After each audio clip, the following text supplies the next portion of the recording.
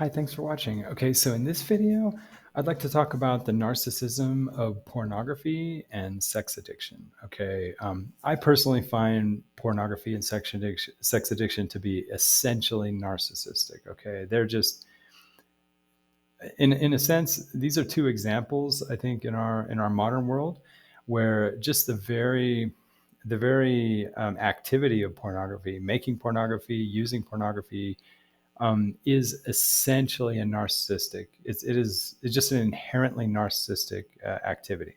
Okay, and so let's talk about it. So first of all, I can start by saying that I've been diagnosed with NPD, and I've struggled. I have struggled with sexuality, and I have struggled with pornography.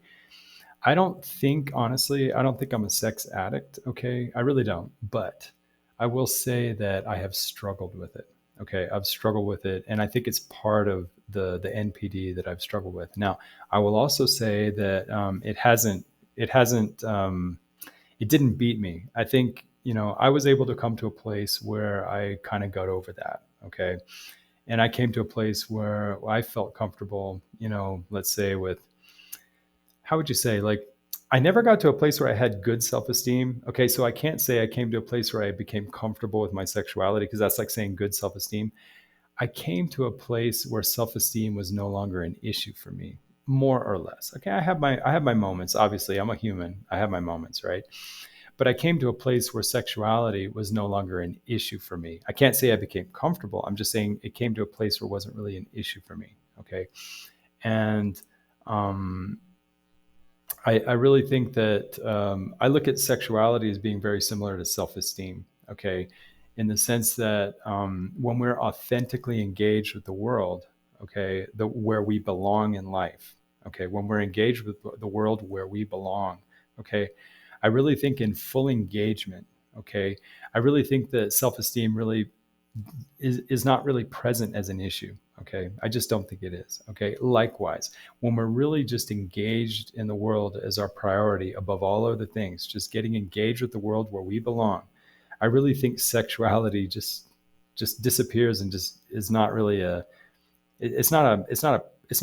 don't notice it as an issue. Let's just say that it's always there. Like, there may be some self-esteem there, but I think in my case it's become more integrated. Okay, where it doesn't really stand out separate from just my life as it is. So when I say there is no self-esteem, what I'm really saying is it's not a visible separate. It's not a separate visible. It's part of me. You see what I mean? So really, what I'm really trying to say is it becomes integrated. Okay. Likewise, when you're just engaged with the world, okay, where you belong in life, I think sexuality is there. It's just not visible as a separate. It's just part of you. You see what I mean?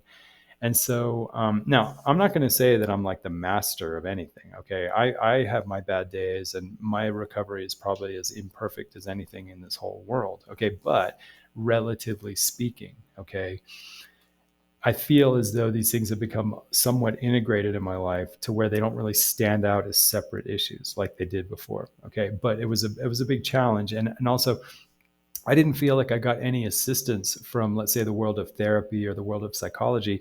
I didn't feel like the signposts and the roadmaps that they had for this really matched my experience. Okay.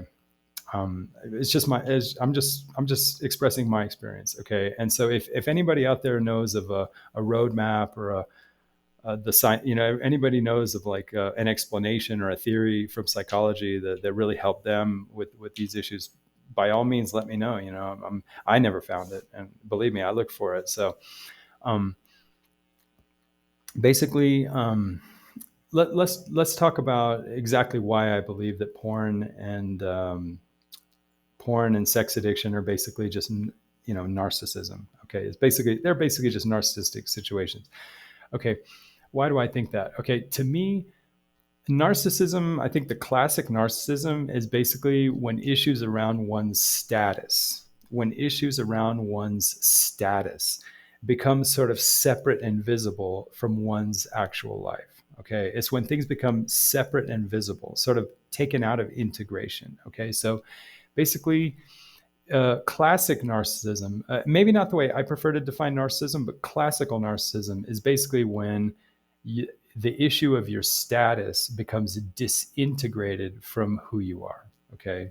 The overall who you are, the issue of status becomes kind of separate and unintegrated. Okay, so it kind of stands out as a visible, and there's a major consequences when some aspect of your integral personhood becomes sort of separate and unintegrated. Okay, there's a lot of unraveling that takes place, and I believe that comes from a disturbance in our authentic engagement with our environment where we belong. Okay, I really believe in this phrase, our environment where we belong. Okay, where we belong, where we're from, our destiny, where we are in life. Okay, not somewhere else, but where we are, no matter how unenviable it is. Okay, and I think that when we're properly engaged in the world, I think all the aspects like self-esteem, status, sexuality, attractiveness, all those things are just integrated into who we are, and they don't stand out as separate issues. They're not visible separates. They are just part of the whole of what we are. Okay, so there is no such thing as a non-sexual person. Every person has a sexuality. Okay, for some people the sexuality is sort of separate and visible, but for many people the sexuality is just part of the integrated whole. Okay, just like their self-esteem, it's not a separate and visible issue. It's just part of the integrated whole. Okay. Likewise, someone's status. Some people, for some reason, they kind of slice out the issue of their status in the world, and they kind of make it visible and separate from who they actually are. Okay, so that it kind of stands out as kind of like a noteworthy, kind of big thing. But for most people, or for a lot of healthy people, just being engaged in the world, your status is part of you. Everybody has a status in the world, but that's just kind of integrated into who you are, and it's not really notable as being a separate visible from who you are. Okay, so basically, the way I define narcissism, I try to go a little broader in my definition, where I look at narcissism as a disturbance from our authentic engagement with the world where we belong. Okay, as soon as we sort of disengage a little bit, we're already starting a narcissistic process. Okay, and then from that comes the consequence that certain issues in life, like sexuality, like self-esteem, like our status or whatever, they start to become like visible separates. Okay, or let's say in a classic example, like say if a person becomes kind of frustrated with their life as it is. Okay, I get frustrated with my life as it is. I look at other people, I'm like, my life sucks. I start to lose my welcome for taking on the burdens of my life as it is. Okay, I start to detach a little bit, and I start to kind of fall into fantasies about what would be a better career for me, but I'm thinking outside of my present circumstances. Okay, so let's say I'm good at mathematics. Okay, let's say I'm good at mathematics, and I would actually make a pretty good high school math teacher. Okay, let's just say that's true, and that was actually true for me. Okay, but for some reason I fall into this idea, oh, that would be such a shitty job. I wouldn't make any money, and I start to kind of fantasize, hey, my brother's in law school. I'd like to be a lawyer too, but it's not really coming from where I'm at. Okay, and it's nothing that I have any experience. So then I make all this effort to go to law school. But then even after getting the law degree, it turns out that's not really the career for me. That I don't really belong in that environment with those kind of people. Okay, well, that can happen, right? And that's a narcissistic procedure, because then you make issues about your career kind of separate and invisible from the place you're at. Okay, whereas if you just deal with life where you're at, just deal with who you are, the skills you have, the place you are in life, and you just deal with it. And let's just say you end up being a math teacher in a high school. Okay, it may seem terrible, but if you just really deliver yourself into that, okay, it may turn out that you may end up acquiring a master's degree along the way, and then maybe you'll end up teaching at a community college in the evenings, and then just kind of maybe expanding, doing tutorials, and just becoming maybe higher up in the subculture of mathematics education. And then in some ways you might even give like seminars, whatever. If you really embrace it and get into it, that might develop into a very flourishing career. Okay, or you might just be a teacher. You might never get the master's degree, but maybe on the side you might get into like real estate or get into like flipping houses or whatever. But just starting from a place where you belong, and you're not getting so, like, say, dissatisfied with your present circumstances, you start fantasizing about another career, and you just end up distracting yourself with things that are not authentic. Okay. And so it's not just a dishonest separation from your present reality, okay, from where you belong, but also it creates kind of an instability in life. Okay. And I think it even causes a metabolic instability, actually. I've talked about that in other videos. Okay, so it's not just the dishonesty, but it's also the instability that it creates. Okay, so the same thing with sex. Okay, if I'm not happy with my sexuality, or I'm just not comfortable with it or whatever, instead of just kind of ignoring that, okay, and just sort of dealing with life and just living with the grind and the frustration, maybe not feeling sort of like satisfied, let's say, whatever. Sometimes you can just live unsatisfied, just deliver yourself into your present circumstances, with full welcome, and just grind it out, take the burden of life and just engage with welcome with your situation as it is. It may be that over time, okay, your sexuality may not stand out as a separate visible, but it will, if you trust and have faith, it'll just develop with you as an integrated part of you, okay, that is not a separate visible, you see?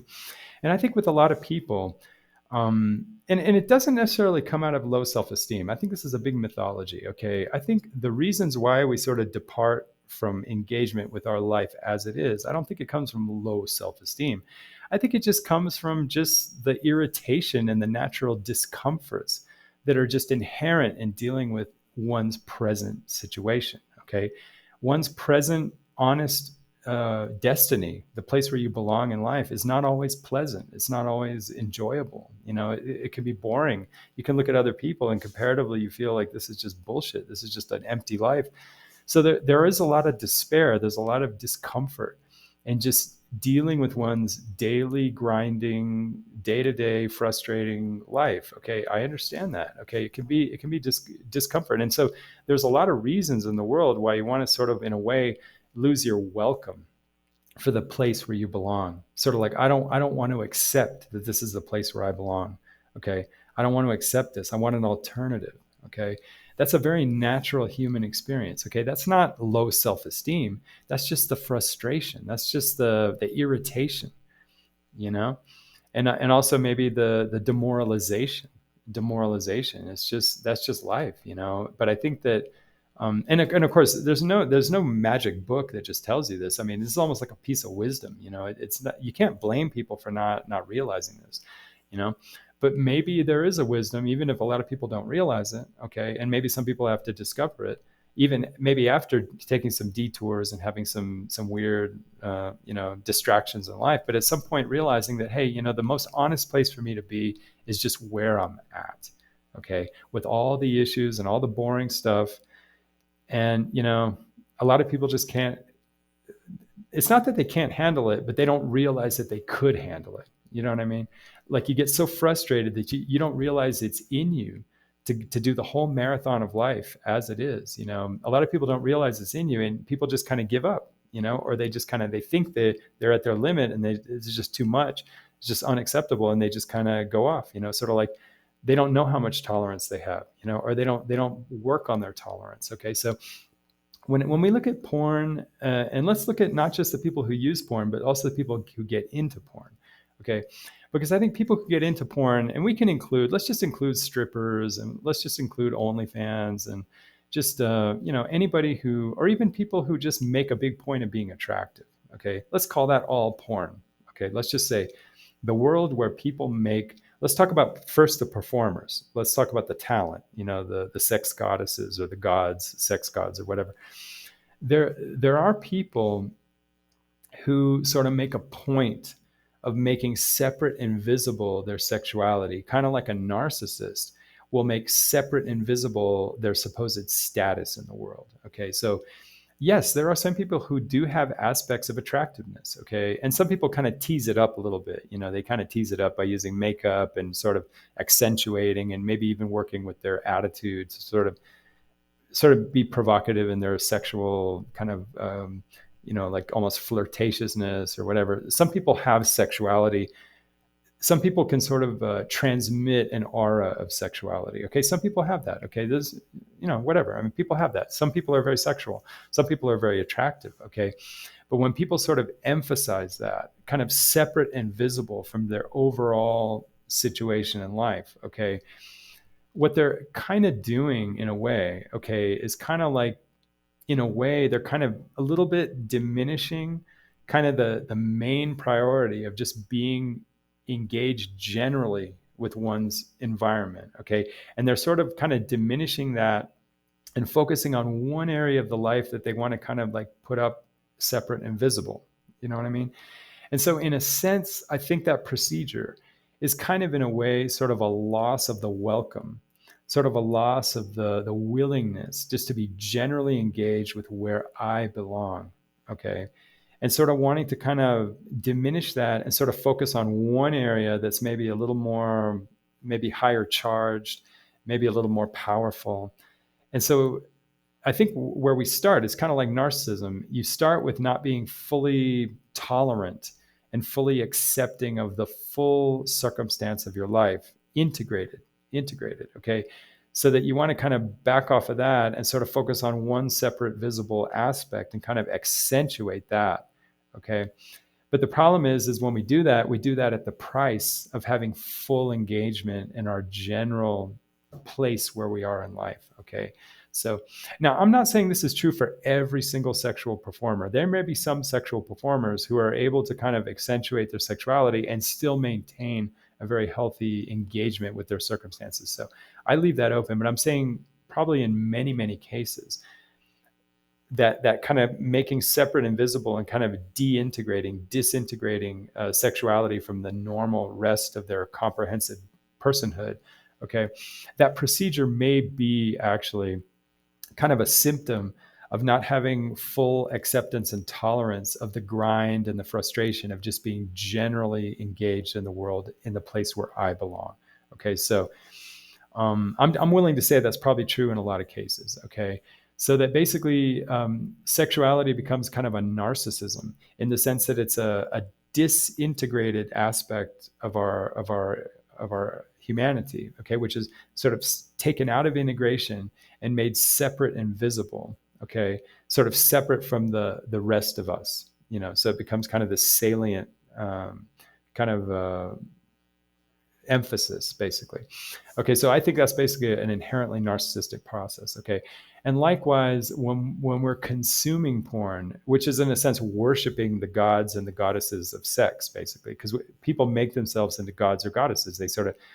They take sexuality out of themselves and they make it separate and visible, kind of like putting it up on the altar, basically, And then the consumer of porn is responding to sex on the altar. So sexuality for him now he's not looking at sex as an integrated part of that person, okay, whoever that performer is.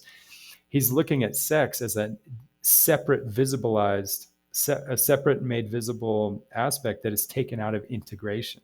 Okay, so that for the consumer of porn, the object of his attraction basically is a non-integrated aspect. Okay, so that he is participating in sex as a separate non-integrated aspect of his own self. Okay, so that basically when you're consuming porn, you're also kind of disengaging from general engagement in the world, detaching from general engagement in the world, and you're sort of getting into sex as a separate visibilized aspect, which is separate from just the.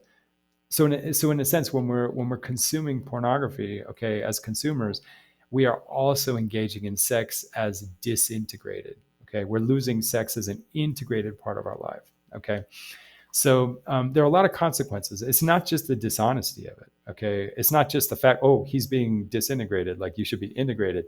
It's not like there's a rule in some golden book that, oh, we have to be integrated. Oh, you're not being authentic. Oh, shame on you. You're not being authentic. It's not that. It's that I believe that if that becomes too chronic in our lives, where we're becoming kind of detached from a general engagement in the world in an integrated manner, okay, I think it has effects on our stability. Okay, it affects our I think our metabolic stability. Okay, And so, we see these examples. I mean, again, I'm just going to say it again. The Chad Daybell case, the James Craig case, the dentist in Colorado, the Chris Watts. Okay, you can see what happens when sex becomes separate and visibilized. Okay, where it's not an integrated part of your general grind in life. It gets too intense. It gets too overwhelming. It starts to flood you. It starts to consume you. Okay. And the same way when a narcissist takes the concern about their status and separates it from their integrated existence and puts it up on this separate and visible, it has this way of consuming you. Okay. And it reduces you, and it makes you poor. It takes away your integrated wholeness. Okay. And I think it has effects also, I really believe, on our metabolic integrity as people. Okay, so basically, like, I didn't understand this. I mean, nobody ever explained this to me, and I didn't know. I mean, I thought I was just living a normal life, but I didn't really understand how possibly getting involved, watching pornography or wasting time, with pornography, how that was really, I think, contributing to other narcissistic issues that I was already having. Okay, not just the pornography. I had lots of other narcissistic issues because really, fundamentally, it wasn't just that I was obsessed with status or, I was preoccupied with having the right career. Really, the fundamental thing at the end of the day was that I had never learned in my life just to tend to my circumstances as they are, where I belong. I just never learned that. I never learned that. When I was even younger, I was trying to be a professional pilot. Okay. And I got so obsessed with flying airplanes. And of course, it's honest to love airplanes. Okay. But was that really where I was at the present? The answer is no. Sadly, the answer was I had issues to deal with in my present place where I belonged. Okay. Maybe if I had just worked hard in the place where I belonged, and dealt with the issues that were present for me as a young person, maybe eventually it would have been authentic for me to fly an airplane. Okay. But I never let myself get to that point because I sort of departed my present reality too early to get distracted with airplanes. You know what I mean? And so that, once again, just like later on with the legal, when I got involved with trying to be a lawyer, once again, I was just kind of avoiding that one thing that I never learned as a person, which is just to embrace, to be welcoming of your present situation, no matter how miserable and average and boring it is, and just deliver yourself to it and just give yourself, and just engage with welcome, the circumstances that are yours immediately to be engaged with. There was a place in life when I was younger, I used to love to read books. I really did like to read books, and it was honest for me. It was really honest. But I started getting so caught up, and I got obsessed with aviation, and I got obsessed with mathematics so much that it sort of like took over, and it became like this separate, visibilized thing, as opposed to just being an integrated part of me. And it took me away from reading books. And then later, when I was like 12 or 13 or 14 or 15, I started getting so attracted to girls and so obsessed with girls. Again, it became a separate, visibilized part of me, as opposed to just letting myself be a whole, integrated person, just engage with my circumstances as they were. And guess what? I paid the price. I ended up not reading books a lot, and that really affected me. It really affected my basic skill set when I got to college, and I was able to kind of make it, whatever, but it really impaired me. And I think it really took away a lot of the quality of my education, and even may have even altered the course of my life, So basically, I can't really blame my parents. My parents, how are they going to know this stuff? This is not common wisdom, and it's not obvious. But I just never learned from a young age just to put number one priority, just deal with your circumstances. Whatever circumstances we have, no matter how bad they are, you could be an incel. You could be ugly, you could be whatever, you could be awkward, but I guarantee every single person, the situation that is right in front of you, the circumstances that are present right in front of you, even if it's just the high school classes that you've got, maybe a couple extracurricular activities, maybe a part-time job, those are that's a billionaire's abundance of circumstances to be dealt with. Okay, everybody has right in front of them a billionaire abundance of things to be just dealt with. And the only variable is how welcoming we are to have that taken on as a burden, to take on the discomfort and just deliver into that and engage with it fully. Okay. Knowing that over time it will produce an oak tree, it'll produce a forest of wonderful integrated existence, okay, that we can't even imagine.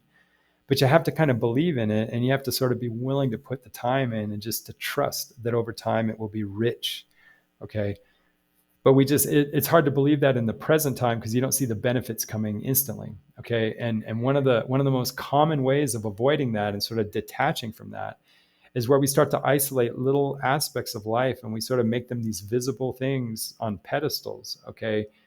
Because we somehow think we're going to get salvation in these unintegrated idols, basically. Okay. They're like unintegrated idols. And I think that this is what happens to a lot of people who get into performing pornography, who are like, say, pornography performers. You know, I'm not going to say they have a sex addiction. They're probably not addicted to sex per se, but what they are addicted to is they're trying to circumvent the general grind of just being integrated and dealing with life as it is in an integrated fashion. Okay. And they're sort of slipping into this idea that they can sort of get way further ahead by just focusing on one aspect of life, sort of separate and disintegrated from the general person that we are, you know. And you know, it may be hard to understand, and maybe I'm not explaining it very well, but I think that when we just deal with life in an integrated fashion, okay, just in a general fashion, okay, I think our sexuality will probably end up being surprisingly more than if we separate it. Okay, so even for those few people who become like porn stars or whatever, they probably don't realize that they would actually have a better sex life, and they would probably be even sexier if they let it be integrated as a part of them and didn't separate it out, okay? Because they would develop in all these other ways. They become a richer person, okay? And almost to a T. Every time I've seen, like, say, you know, porn stars, when I've seen them like interviewed and stuff, you know, I see all these telltale signs that they're not just narcissistic, but they're also very unhealthy and very impoverished, very immature. Okay. And in the end, that's actually not very attractive. Okay. And as they get older, it's just like they end up losing so much, you know? So I'm not going to accuse them of being sex addicts. Their addiction is probably something a lot closer to pure narcissism. But the bottom line is that the price you pay is tremendous. You know, it's a tremendous price that we pay. So, you know, I don't just look at the consumers of porn as being, let's say, the victims. I think everybody involved in porn is actually the victim, even the performers. You know, even if they make millions of dollars, they can make millions of dollars, but at what cost? Very unhealthy. You know, look at a guy like Johnny Depp. Johnny Depp has millions and millions of dollars. He has enough millions that he can waste money on a lawsuit and it won't even really affect him. Okay, but look at the guy. He because of all the drugs that he's taken and all the cigarettes he smoked, he looks very unhealthy, and mentally he's very immature. Okay, so no matter how much money you have, I mean, you know, or look at Michael Jackson. Michael Jackson couldn't sleep without taking general anesthesia. You know, they used the name of the drug was propofol, I think. Michael Jackson, not even like Valium, not even benzodiazepines could help him fall asleep. He was so bad he had to get a doctor to inject him with propofol to fall asleep. So, like, you know, we ought to really think about that. You know, sometimes if you actually bargain with the devil and you take one aspect of your life and you disintegrate it and make it visible, like, say, your sexuality, or let's say your charisma, you know, and you try to cash everything out just on that one aspect of your life at the expense of your integrity, at the expense of your integral health. Okay, you may make millions of dollars, but the price you pay is that you will not have maturity. You will not have real metabolic health. And so you'll be a millionaire, but sick, you know? And I really believe that the metabolic degradation of narcissism, I think it really takes a toll on our health as well. So, you know, hey, I'm not saying not to bargain with the devil. If you want to bargain with the devil, I mean, people do it every day, you know, maybe I'll end up doing it. Maybe I've done it, but I'm just saying that, you know, we ought to know the consequences. And we also ought to know that if we don't bargain with the devil, and if we just engage with the world presently in the place that we're at in an authentic manner, that in the end, we may end up richer than what we thought. So it's just food for thought, not to tell people what to do. It's just meditation, just food for meditation. So really appreciate everybody watching, and take care.